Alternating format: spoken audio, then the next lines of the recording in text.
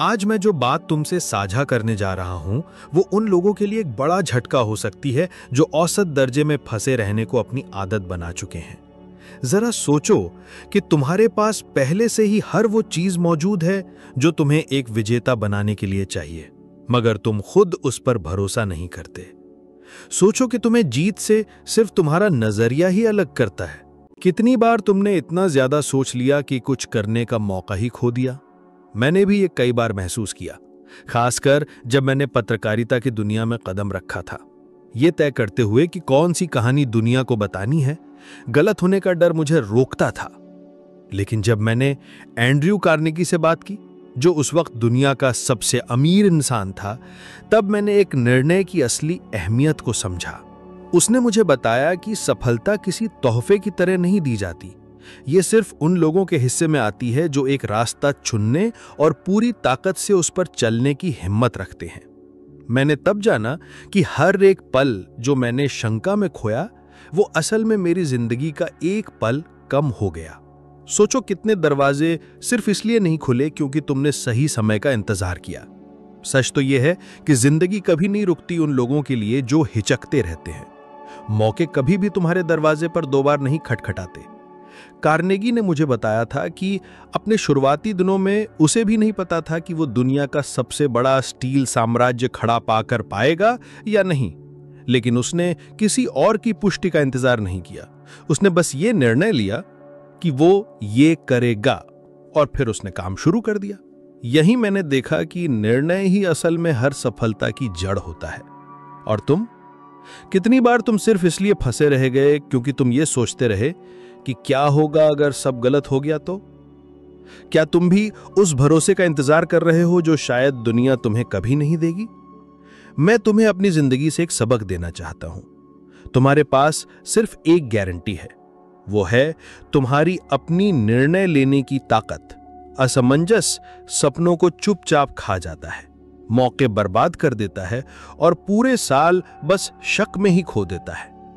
मैंने भी पहले यह चाहा था कि मैं 100% तैयार हो जाऊं, लेकिन सच्चाई यह है कि मैं कभी भी पूरी तरह तैयार नहीं था। फिर भी मैंने कदम उठाया। मुझे याद है जब मुझे सफलता के दर्शन पर लिखने का मौका मिला था, मैं पीछे हट सकता था क्योंकि कौन था मैं इतनी बड़ी चीज पर लिखने वाला। लेकिन मैंने ये फैसला किया कि मैं अपने डर को जीतने नहीं दूंगा। इस एक फैसले ने सब कुछ बदल दिया। इसलिए मैं आज यहां हूं ये कहने के लिए कि अभी फैसला लो। ये इस बारे में नहीं है कि तुम्हारे पास सारे जवाब हैं या नहीं। ये सिर्फ इस बारे में है कि तुम अपने डर के बावजूद आगे बढ़ने के लिए तैयार हो। जानना चाहते हो सबसे दिलचस्प बात क्या है? जब भी तुम हिचकते हो, लोग तुम्हारे आसपास इसे महसूस कर लेते हैं। और ये दुनिया जो तुम्हारा साथी बन सकती थी, तुम्हारे डर का ही आईना बन जाती है। क्या तुमने कभी देखा है कि लोग उन पर ज्यादा भरोसा करते हैं जिनके इरादे साफ होते हैं? वो आत्मविश्वास निर्णय से ही आता है। ये इस बात से नहीं आता कि सब कुछ अच्छा होगा। ये इस भरोसे से आता है कि जो भी हो तुम पूरी मेहनत से उस पर काम करोगे। सच्चाई यह है कि हर एक साहसिक निर्णय तुम्हें सफलता की सीढ़ी पर एक कदम ऊपर चढ़ा देता है। और हर बार जब तुम जल्दी और पूरे विश्वास से फैसला लेते हो, तुम अपने शिखर के और करीब पहुंच जाते हो। मैंने ये खुद अपनी आंखों से देखा, हेनरी फोर्ड के साथ, जिसने ऑटोमोबाइल उद्योग को बदलने का फैसला किया, चाहे उसे नतीजा पता था या नहीं। जब और लोग डर से रुक रहे थे, वो आगे बढ़ रहा था और रास्ते में खुद को बदल रहा था। यही साहस था जिसने उसे वहां पहुंचा दिया जहां कोई और सोच भी नहीं पाया था। मैं बस ये चाहता हूं कि तुम समझो कि तुम्हें बाहर से कोई गारंटी नहीं चाहिए। तुम्हें एक ऐसा फैसला चाहिए जो तुम्हारे अपने दिल से आए। आपने कितनी बार खुद से कहा है, जब हालात बेहतर होंगे तब मैं शुरुआत करूंगा। लेकिन सच ये है कि हालात तभी सुधरते हैं जब आप शुरुआत करते हैं। मैं खुद इसका जीता जागता उदाहरण हूं। जब मैंने दुनिया के सामने अपने काम को रखने का निश्चय किया, चाहे मुझे पता ना था कि लोग उसे कैसे लेंगे, तब मुझे अपनी असली ताकत का पता चला। मैं आज आपको चुनौती देता हूं कि आप अभी कदम उठाएं।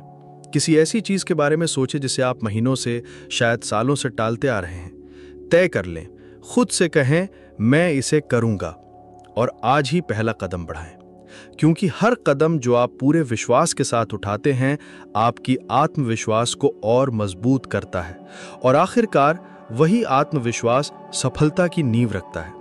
क्योंकि जब आप फैसला करते हैं तो आप सिर्फ एक चुनाव नहीं करते, आप अपनी किस्मत को गढ़ना शुरू कर देते हैं। जब मैं कहता हूं कि आपको विजेता की तरह कदम उठाना चाहिए तो मेरा मतलब सिर्फ अच्छे विचार रखने से नहीं है, ये उससे कहीं ज्यादा गहरा है। ये उस आग के बारे में है जो आपके सीने में जलती है, उस चाहत के बारे में है जो आपको सोने नहीं देती, जो आपको सूरज निकलने से पहले उठा देती है। और हर बार जब आप अपने सपने को याद करते हैं तो आपके दिल की धड़कन तेज हो जाती है। यही चाहत वो ईंधन है जो सपनों को हकीकत में बदल देती है।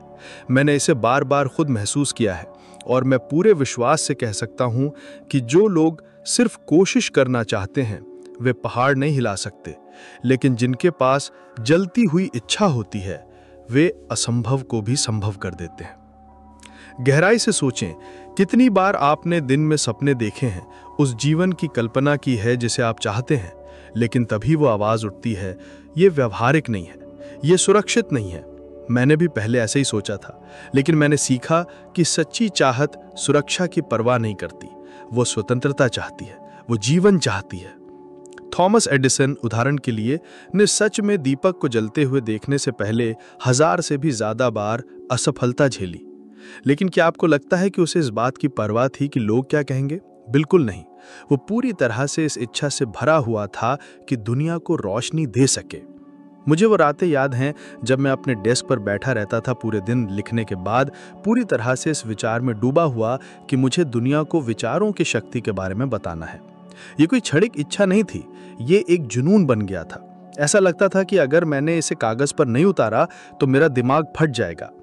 और वही ज्वाला थी जिसने मुझे डटे रहने की ताकत दी, भले ही कोई भी उस वक्त मेरी बात पर विश्वास नहीं करता था।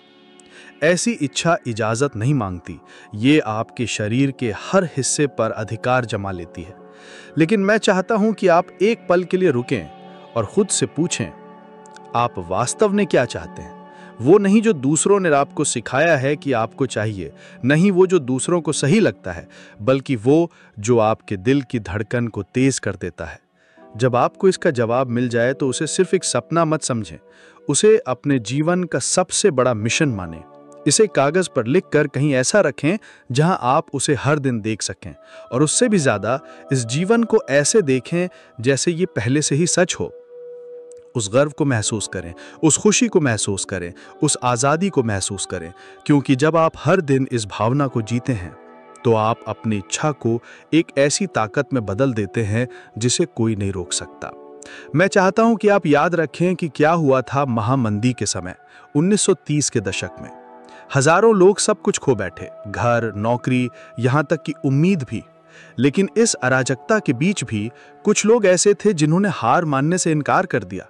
उनके पास फिर से शुरुआत करने की इतनी गहरी चाहत थी कि उन्होंने बर्बादी में भी अवसर देखे। यही वो लोग थे जो कुछ सालों बाद करोड़पति बने, क्योंकि सच्ची चाहत कभी मरती नहीं, वो हमेशा रास्ता ढूंढ ही लेती है, चाहे मलबे के बीच से ही क्यों ना हो सकता है आज आपके सामने संदेह, डर और लोग खड़े हों जो कहें कि आप नहीं कर पाएंगे। और मैं समझता हूं, मैंने भी इन आवाजों को बार बार सुना है, लेकिन मैंने हमेशा खुद से एक सवाल किया, अगर मैं अब हार मान लूं तो मैं क्या खो दूंगा? जवाब हमेशा एक जैसा ही था, मैं वो सब कुछ खो दूंगा जो मेरी इच्छा ने मुझसे वादा किया था। इसलिए मैं आगे बढ़ना चुनता रहा। मैं तब तक लिखता रहा जब तक मेरी उंगलियां दुखने नहीं लगी, क्योंकि मुझे पता था कि मैं उस आवाज को नजरअंदाज नहीं कर सकता जो मेरे अंदर चिल्ला रही थी। यह आवाज तुम्हारे भीतर भी है, ये तुम्हें पुकारती है, तुम्हें उन सपनों की याद दिलाती है जिन्हें तुमने डर या साहस की कमी के कारण छोड़ दिया था। अब समय आ गया है कि तुम इसे सुनो।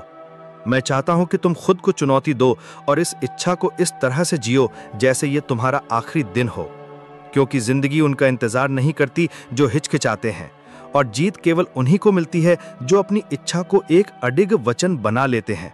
मैं इसे जानता हूं क्योंकि मैंने इसे खुद के साथ होते हुए देखा है, और उन लोगों के साथ भी जो अपनी शंकाओं से बड़ा सपना देखने का साहस रखते थे।